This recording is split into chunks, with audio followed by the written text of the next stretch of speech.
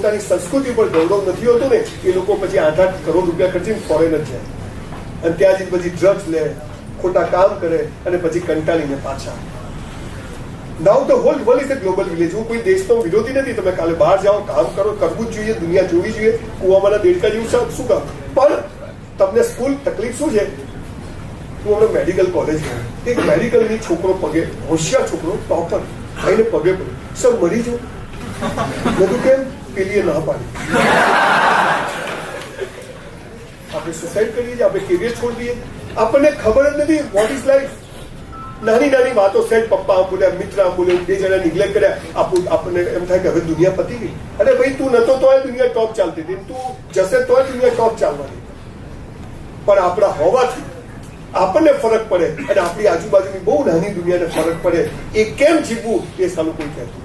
તમે જુઓ, તમને પછી તમે પૈસા કમાવાની દુનિયા જો તમને ટાર્ગેટ આપશે, આટલું કામ કરવું જોઈએ, પેકેજ આપશે, પણ પછી તમારી જોડેથી કામ લેશે કે આટલું કામ કરો, આટલું